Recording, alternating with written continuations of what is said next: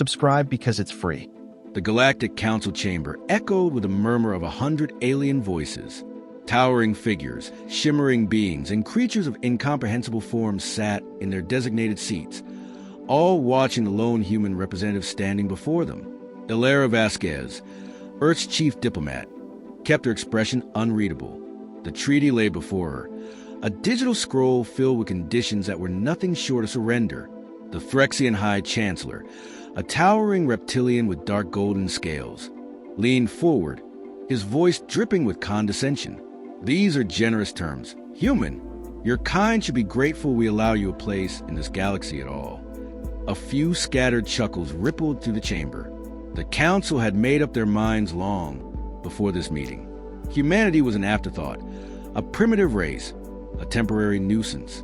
Ilera exhaled slowly. She had known this was a lost cause before she even stepped into the room. "You call this peace?" she said, her voice cutting through the murmurs. "This is slow death, a dismantling of everything we built. No sovereign species would agree to this." A bloated, insectoid diplomat clicked its mandibles in amusement. "That is precisely why you are not sovereign." Ilera let the silence hang between them for a moment, scanning the gathered representatives. They believed humanity's withdrawal from the war was a sign of weakness. They thought Earth was desperate. They were wrong. She stepped forward, placing her hands on the stone podium. "Then let me be clear," she said. "Humanity withdraws from these negotiations. We will not sign. We will not surrender. We will not return to this chamber." The room fell still. The Phyrexian High Chancellor narrowed his eyes. "You would rather face annihilation than accept our mercy?" Ilera smiled, but there was no warmth in it. "You assume those are your only options." She turned, walking away without another word. Her delegation followed, their footsteps echoing across the grand hall. The great doors sealed shut behind them. For a moment, silence. Then laughter. A sleek, avian-like alien waved a feathered hand dismissively. "Arrogance. The humans will come crawling back when reality sets in." A cybernetic representative of the Vialok clicked its metallic appendages. "Their military is insignificant compared to the might of the Council. If they refuse diplomacy, they have chosen extinction." The High Chancellor leaned back in his throne, nodding slowly. "Let them go. In a few years, they will be nothing more than a forgotten footnote." A ripple of agreement spread through the chamber.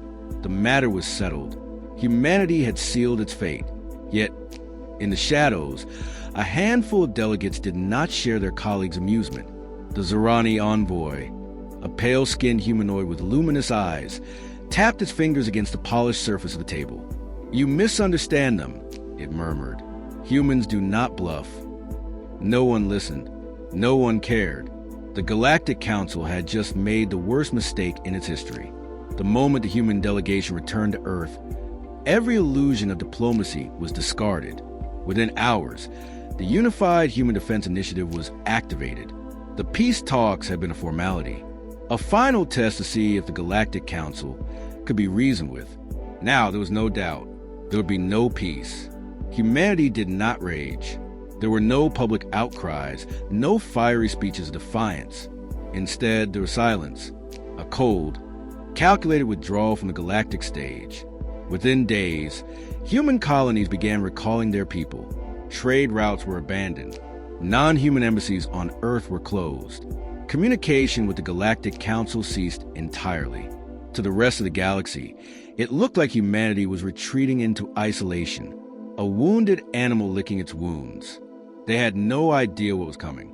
Deep beneath the surface of the moon, in secured military installations across Mars, in hidden asteroid bases scattered through the Sol system, the real work began. Earth's brightest minds had been preparing for this moment for years. Weapons research accelerated at an inhuman pace. New warship designs, previously deemed too dangerous under peacetime restrictions, were greenlit without hesitation. The fleet, once outdated and meager, was undergoing evolution unlike anything seen before. The Council had always relied on sheer numbers, on predictable strategies that worked against every species they had conquered. Humanity had studied those tactics, dissected them, and found the weaknesses the Council didn't even know they had. Human engineers didn't build ships to match the Council's. They built ships to break them. AI-driven combat algorithms, self-repairing hulls, railgun batteries capable of turning a moon into dust. Technology once deemed theoretical was now becoming reality. And still, the galaxy did not notice. A few alien freighters traveling near human space reported strange anomalies. Ships vanishing from sensors, communications failing for seconds at a time, unexplained energy readings from barren star systems. The reports were dismissed. Sensor malfunctions, nothing more. Then, a Council scout ship patrolling near the edges of Sol System failed to report back. A search team was dispatched. They found only debris, the remains of vessels surgically dismantled. No explosion, no trace of a battle, just silence. The High Chancellor barely acknowledged the loss.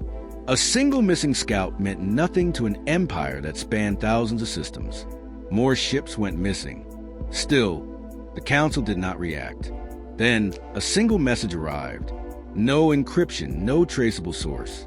Just one chilling transmission, broadcasted across every major relay station in the galaxy.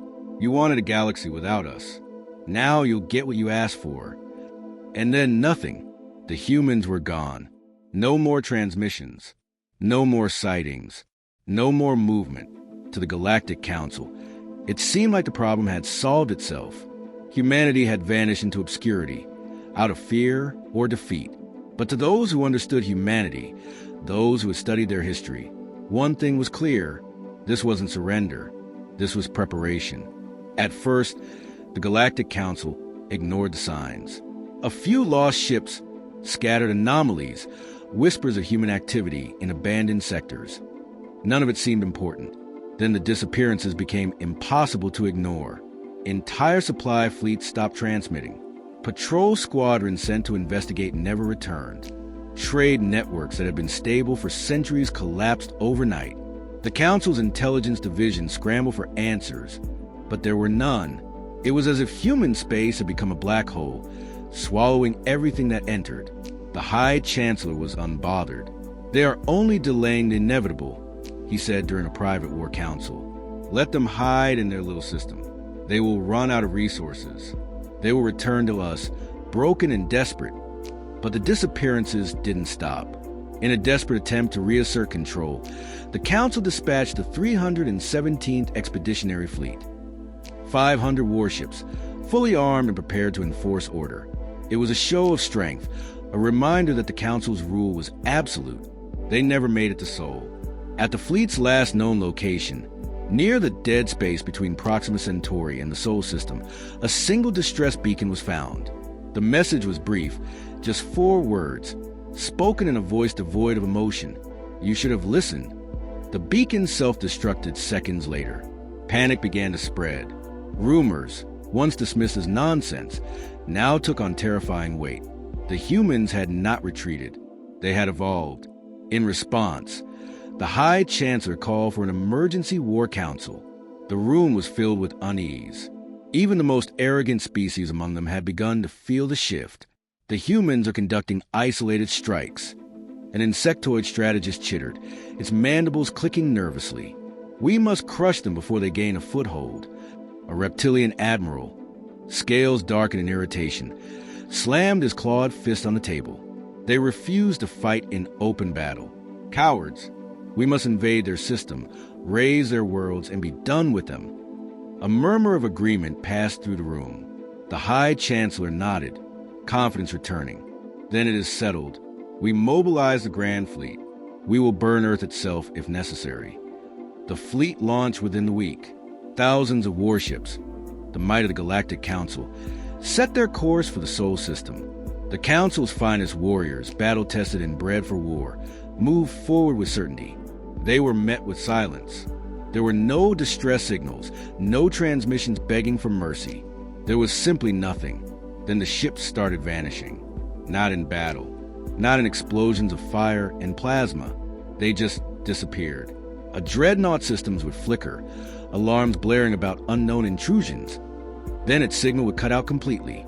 A battleship's engines would fail, its crew screaming into void before static consumed them. Not even debris was left behind. And then the first human warship was spotted. It was unlike anything the Council had ever seen. Its hull reflected no light, a black shape against the stars. It moved without sound, without a trace, appearing and disappearing like a ghost. It fired once. The leading Phyrexian warship, a fortress of armor and firepower, split in two before its shields could even react. The shot did not explode. It did not pierce. It unmade. Panic spread through the fleet. Admirals shouted over comms, demanding formations, countermeasures, anything. It didn't matter, because for the first time in the history of the Galactic Council, they were not the hunters. They were the prey. The battle, if it could even be called that, was over before it began. The Galactic Council's Grand Fleet, once an unstoppable force, was now adrift in the void, broken, scattered, and leaderless. The first attacks had been surgical. Command ships vanished. Communication hubs ceased to exist. Admirals, strategists, and high-ranking officers simply disappeared. The fleet had been blinded, forced to fight an enemy it could neither see nor understand. Humanity had rewritten the rules of war. Council warships tried to retreat, but space itself turned against them. Jump drives malfunctioned. Escape routes were sealed off. Every calculation led to dead ends, as if the humans knew their every move before they made it. And then, the final transmission came. A simple message, broadcasted in every council language, spoken in a voice that was undeniably human. The war's over. You lost. The surviving ships were left intact. A message, not an act of mercy. The humans hadn't just won. They had demonstrated something far more terrifying. They had chosen to spare them. The remnants of the once mighty fleet limped back to council space, haunted by the ghosts of ships that had never returned. Stories spread like wildfire, of ships that became shadows, of weapons that defied understanding, of an enemy that was no longer bound by the limits of conventional warfare. The High Chancellor, once so certain of humanity's defeat, now sat in silence, eyes vacant, hands trembling. There was no counterattack to plan, no retaliation to prepare. The war had ended before it had truly begun. One by one, Council worlds received their own messages. No demands, no ultimatums, just a statement. You wanted us gone. Now you will live with that mistake. The borders of human space were sealed. No trade, no communication, no diplomacy. Humanity had left the galaxy, not as a defeated, but as the unseen force that now dictated the fate of every species that remained. The Council had once laughed at the idea of humans being a true power. They had ignored the warnings, dismissed the danger. Now, in every corner of the galaxy, in every whispered conversation, one truth remained. Humanity was still out there, watching, waiting, and the galaxy would never feel safe again.